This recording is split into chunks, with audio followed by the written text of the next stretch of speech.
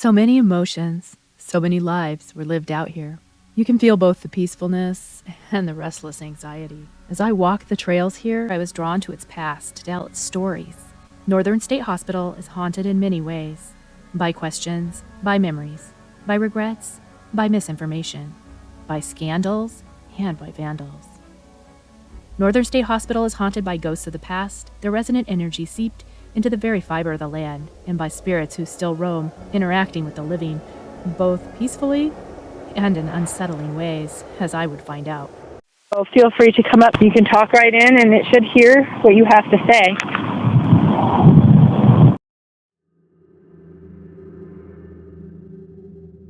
I'm Jill Dell, and this is Tarot on the Trail.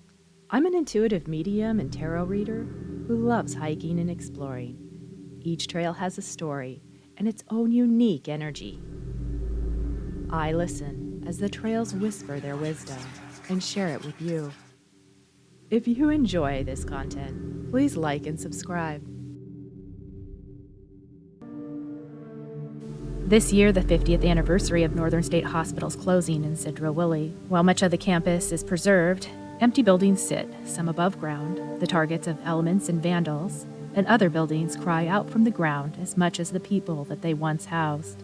6 campus buildings were taken down and destroyed in the 1990s, buried in the fields. Some scraped away, the tiles still exposed for their lower floors, and others, their histories buried in their basements, like tombs. A regrettable choice for such beautiful and historic architecture. Originally designated Northern Farm for the harmless insane, beginning as a farm for the non-violent patients from Western Hospital at Fort Stelicom, the hospital separated from Western in 1911, becoming Northern Hospital for the Insane. It was the largest of 3 mental hospitals in the state. It later became known as Northern State Hospital. The first building on the campus opened in the fall of 1910, and it was used for both planning and administration purposes. When Northern State Hospital officially opened on May 27th of 1912, it only contained an administration building and a few wards. The main hospital building was erected and dedicated in 1915. The campus and buildings were designed by the Olmsted brothers. Styled true to the Spanish colonial revival, each building encompassing the red clay roof tiles, rounded archways, wood or iron-clad windows with stucco walls. Many of the buildings mirrored one another, creating a beautiful aesthetic.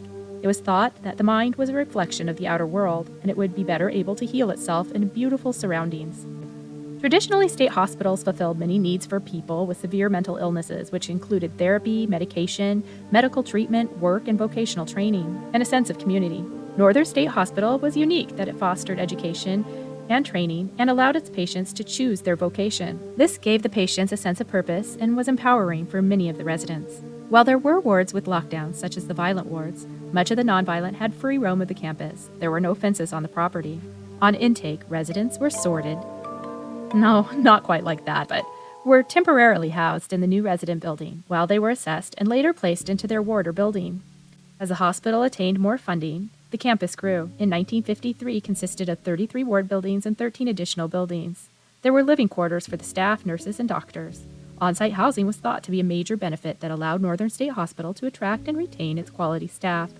Many of the doctors and nurses felt that the hospital was an extension of their family. It was common to bring family to picnics, baseball games, dances, movies that were held on the campus. Dr. James Dowdy and his family lived in the Superintendent Mansion. The mansion, torn down now, was majestic, near the gated entry, and featured a natural outdoor pond pool. Mr. Dowdy had formerly worked at Western State Hospital and came on board nearly from the beginning in 1914. He was instrumental in ensuring that the buildings were constructed on time and in the daily runnings of the hospital and farm. His accounts were meticulous. He made time to ensure that he knew his patients by name and that they knew him, a major feat as the institution grew well beyond its intended capacities in later times. Eric Hemlickson was transferred to Northern State in 1911. He was one of the many patients who physically helped build the hospital. Eric lived and worked at Northern State for 32 years, leaving a legacy in the form of his columns in the free campus newspaper that he contributed to. His stories have helped piece together many parts of Northern State Hospital's history. Eric spoke about daily life and reminisced in his memoirs that often showed how much the doctors cared for and trusted the patients. Eric himself passed away September 18th of 1943 at 80 years of age. He was cremated and laid to rest in an unmarked grave at the hospital cemetery in May of 1946. Eric was an integral part of many of the original roads and trails that were used to move about the farm and its land, and as I wandered about the campus after learning of his story, I couldn't help but give a nod to the thought that I was probably standing where he and a crew once toiled in earnest. I was able to make a visit to the Seattle Public Library to read the out-of-print book Searchlight, an autobiography by Augusta C. Fisher. Fisher became a patient at Northern State Hospital after the unthinkable. Her writing style's raw. She details her rapidly deteriorating mental state. I found it very disturbing that even after attempting suicide, she wasn't taken seriously by her medical doctors. Eventually, the voices would instruct her to take her infant son's life, which she did calmly, coldly, slitting his throat with a razor, holding him while he struggled and bled out, then washed up and called the police to come. When she entered the hospital, she was distraught and often would contradict herself. She revealed how having tasks of manual labor allowed her to not dwell in the dark thoughts and grief that enveloped her inner mind, how she looked desperately forward to medicine to help her sleep, as she had been experiencing insomnia for months. She detailed not fully understanding why her son was dead, about breaking down in despair, and being restrained in a straitjacket. Augusta spoke of how she felt so undeserving of the understanding and acceptance of the patience and kindness of the staff, and yet just as quickly she contradicted herself when she felt sufferably treated by having to line up with others nude while bathing.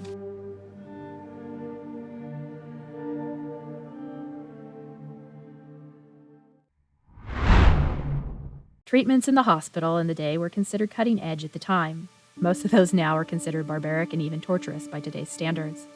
Many treatments were replaced with medicines and knowledge of the human body that were not discovered or available at the time.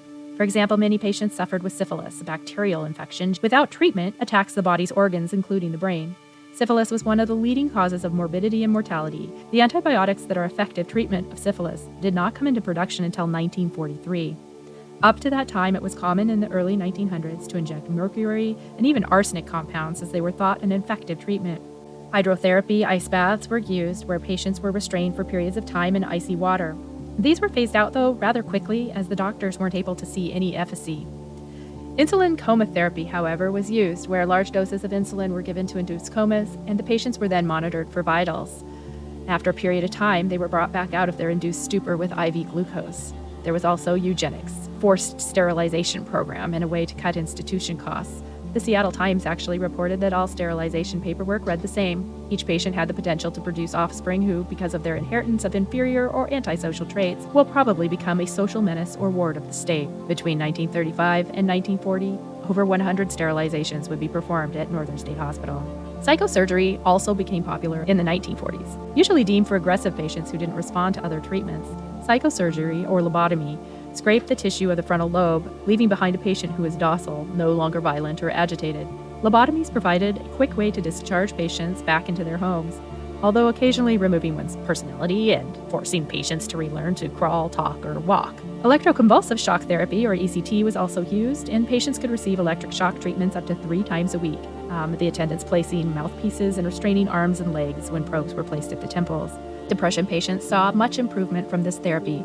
These therapies were used when deemed necessary for patients that met criteria, not with a villainous attempt to torture patients, but because the medical community's research up to that time thought them to be helpful and even to cure the patient. Unfortunately, as with many things we look back on in history, such treatments were not as helpful as once thought.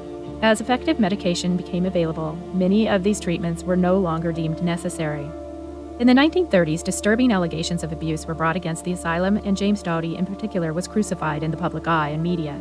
A scandal regarding the death and maltreatment of a male patient, John Hesford, took center stage. Hesford was afflicted with epilepsy and was classed in a commitment as one dangerous to be at large. He was assigned to Ward 11, the epileptic ward. Sometime after that, Hesford was assaulted by 2 men, one an attendant, K.K. Kyler, and the other a patient, Dan Webb. He was then taken to the hospital, where his condition improved from day to day, and he appeared to be out of danger. One night, some days later, the night attendant in the hospital heard heavy breathing and found the patient in an epileptic seizure. He called the doctor who administered a stimulant, but Mr. Hesford died. His cause of death was listed as epilepsy. However, Mr. Hesford's sister hired a private autopsy examination of his body, which revealed 10 ribs on one side and 2 on the other were fractured, and 2 of those in 2 places each. He was bruised in several areas of the body, and a lung had been punctured by a small fragment of rib bone, caused by a merciless beating. The coroner's report led to an inquest and a criminal investigation. Later, criminal charges brought against Mr. Kyler. Washington State Governor Hartley gave authority then to Judge Grady to oversee an investigation of allegations of abuse at Northern State Hospital. During the time of the investigation, Superintendent Doughty was removed from his position. Later, Judge Grady, who had overseen the investigations into the allegations, made a public report of his findings. In the report, it was revealed that Superintendent Dowdy would have had no way of knowing about the mistreatment due to the understaffing and overcrowded conditions that he regularly brought to the state's attention and submitted requests for funding to help alleviate by asking for more wards to be built and more staffing that were mostly denied. The abuse in this case was found to be carried out by Kyler, who had no abusive history in his records and nothing to lead one to suspect that he would become abusive. Several other complaints were reviewed by Judge Grady. None were found to be substantiated, and Superintendent Dowdy was reinstated in 1933 and served until 1945. A sad but common occurrence at Northern State Hospital actually occurred after a patient's death. Patients' families who never picked up their remains after they passed. The stigma surrounding mental health led many families to keep their insane a secret, hidden away. The unclaimed would be buried in graves in the cemetery with a stone marker that had their first and last initial. The cremated, they had a label on their tin from the cannery, and were buried among the graves of those who were already in place. After closing, some 200 or so tin cans of cremains were found in the attic of the kitchen of those who were sadly left by their families. Eventually, the remaining tins were relocated and put to rest in a mass grave located in nearby Mount Vernon. In 1963, the Community Mental Health Act passed. This law was intended to replace large institutions with smaller mental health centers embedded in communities that would save the state's money. The federal government would create programs to subsidize the care and costs for the mentally ill. Ultimately, the desire to save money, a widespread belief that large mental hospitals were cruel and inhumane, along with the development of new antipsychotic medications, meant many state institutions were shuttered. Northern State Hospital closed its doors, releasing its patients into the streets in 1973. Today, many of the mentally ill end up homeless or even in the jail system, while campuses like Northern State Hospital sit in a sad state of disrepair, decay, and rot away, their wards sitting empty. Or are they? Hi, I'd like to talk to the person who used to be in room 120 here. If you're still here, could you make a noise? If you're still here, could you make a noise?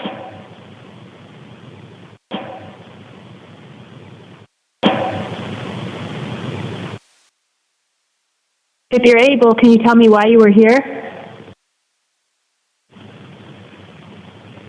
If you're able, can you tell me why you were here? Oh, feel free to come up. You can talk right in, and it should hear what you have to say.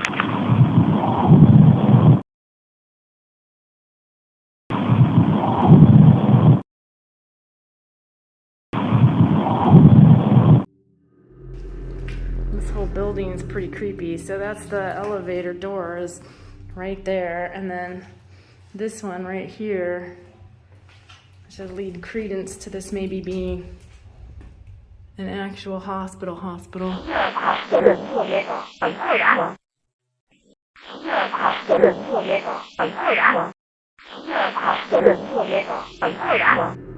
In that building.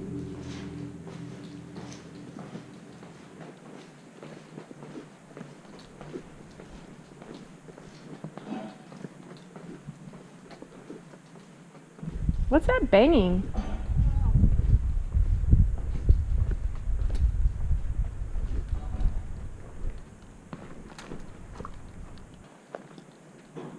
Must be doing work in there. That church is cool. In there. That church is cool.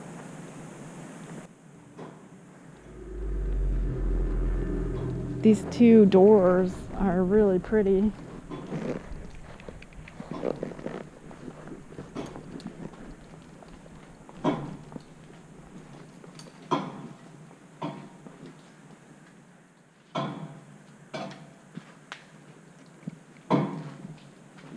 It's right up above, making that noise.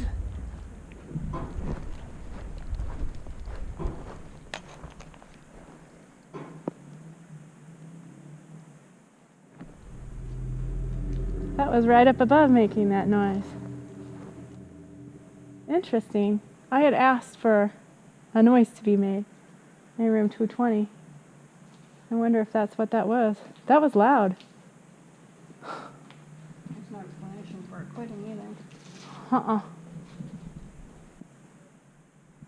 I literally thought somebody was working in the building over there or something. And then we were walking and we hearing it. Maybe it's the light taking and making that clunky. Maybe. But how bizarre.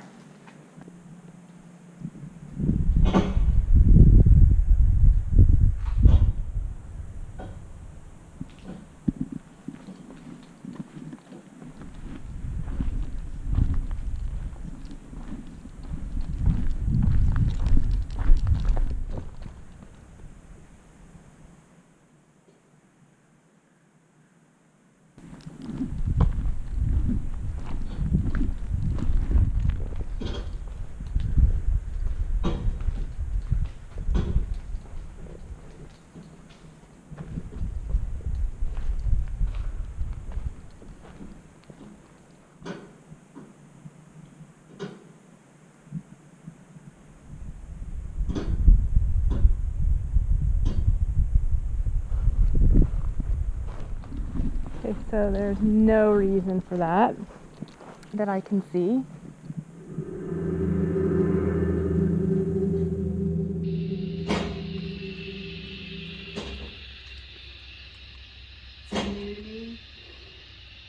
It showed a funky signal when I was doing it before.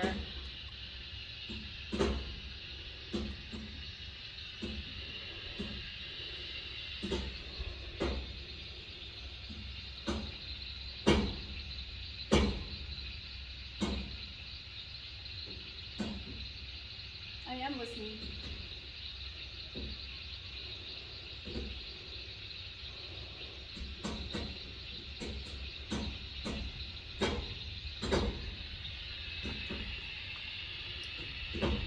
That's crazy because this has really picked up since we stopped here.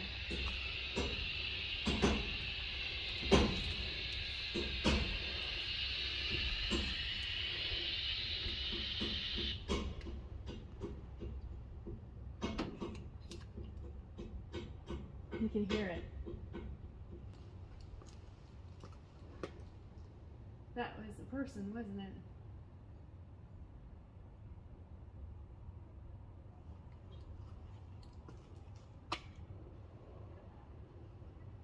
How sad to be stuck here. Okay, so I am back at Northern State Hospital. This area has some steam vents. So there's some steam vents right back there. And so there are at times noises that come from the steam vents. However, they're not nearly as loud or as intense as the ones that I had experienced the first time that I was up here.